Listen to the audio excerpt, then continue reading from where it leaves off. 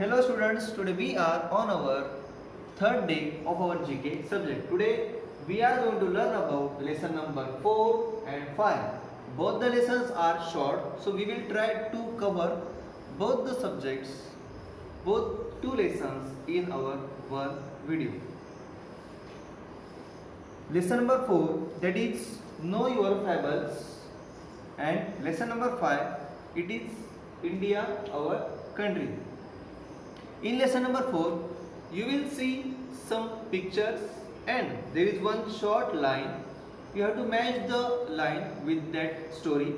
Pictures are given there, and in lesson number 5, that is India, our country, some basic information about our country is given. So let's start.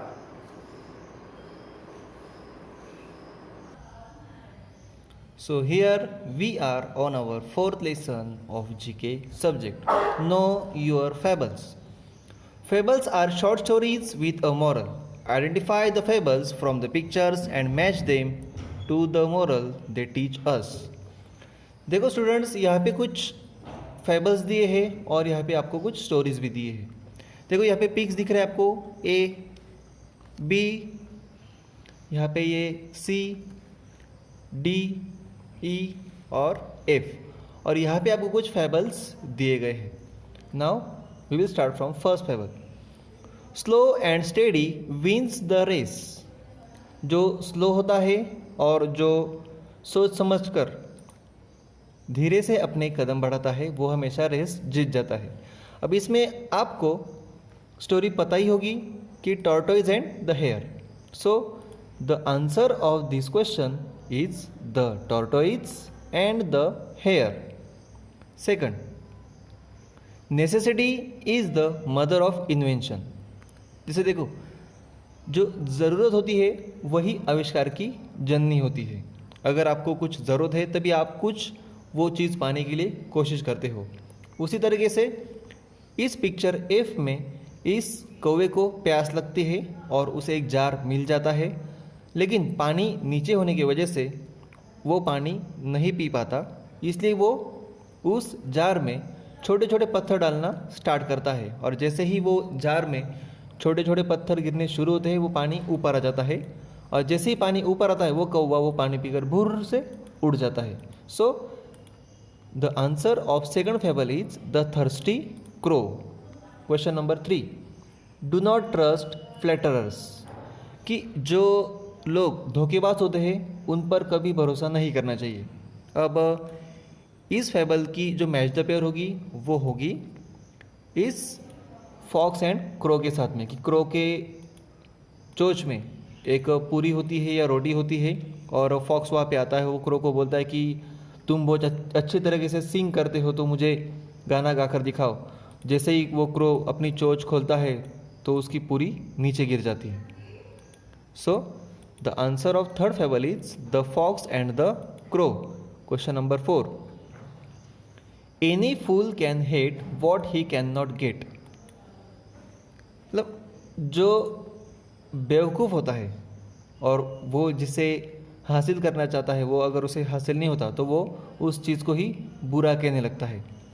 जैसे यहाँ पे आ जाएगा ये fox जो चाहता है grapes खाना, लेकिन वो ग्रेप्स तक पहुंच नहीं पाता तो वो बोलता है कि ग्रेप्स खट्टे हैं, द ग्रेप्स आर सोर.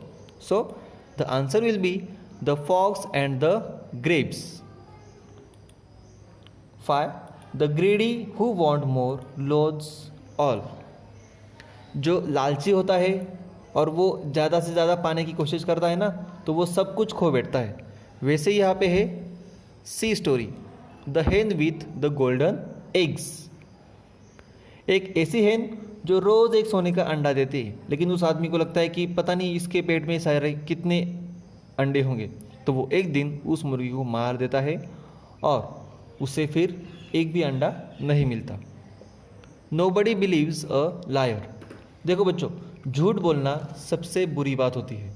अगर आप झूठ बोलते हो तो कुछ समय बाद आपके बातों पर कोई भी विश्वास नहीं करेगा. यही होता है इस बच्चे के साथ में. He is a shepherd boy और वो बोलता है कि आओ रे आओ मुझे बचाओ, उल्फ आ गया, उल्फ आ गया. तो लोग आते हैं, दौड़ते हैं उसकी मदद के लिए, लेकिन आते तो ये बच्चा उन लोगों पे हंसता है स्टार्टिंग में. लेकिन जब सच में उल्फ आता है और जब ये चिल्लाता है कि आओ मुझे बचाओ, मेरी सारी शिप्स को उल्फ खा गया, तब भी लोगों को लगता है कि ये झूठा ही है, ये फिर से हमारी मजाक ले रहा है, लोग उसकी मदद के लिए नहीं आते. सो 6th fable is nobody believes a liar, and the answer of that fable is the boy who cried wolf. एक ऐसा बच्चा जो चिल्लाता है उल्फ और wolf. So in this way the 4th lesson, know your fable and their story, and here is their match the pairs. Now we will proceed on our 5th lesson. There is a India, our country. Bharat हमारा देश. India is a country that is unique in terms of both geography and polity. Answer the following questions to know more about our country. यहाँ पे आपको कुछ 4 questions दिए हैं और नीचे यहाँ पे आपको हेल्प बॉक्स में उनके आंसर आपको फाइंड करने हैं, सर्च करने हैं. The first question is the name India is derive from the river Indus and it's valley which was the home of early settlers. Students, in your EVs2 subject you will learn about the historic periods. In that lesson you will learn about the civilizations. There are 4 civilizations in the world in ancient times: Chinese civilization, Mesopotamian civilization, Egyptian civilization and Indus Valley.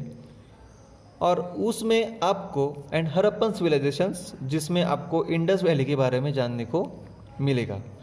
सो हमारे देश का जो नाम है India, ये Indus river, जो Sindhu river है, सिंधु नदी को ही इंडस रिवर बोलते हैं.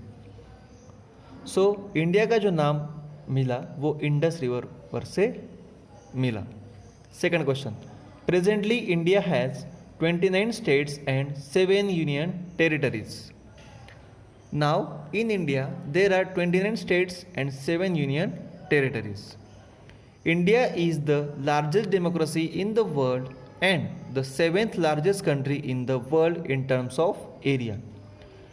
दुनिया में भारत सबसे बड़ा लोकशाही देश है और भारत का area, India is 7th largest country in the term of area. और भारत क्षेत्रफल के हिसाब से दुनिया का 7वां सबसे बड़ा देश है. The world's highest cricket ground is in India. It is located at Chail in the state of Himachal Pradesh.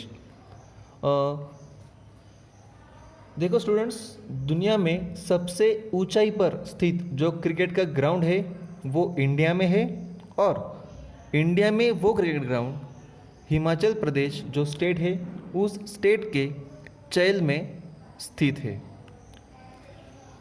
B part of our 5th lesson is you just have to tick the correct option.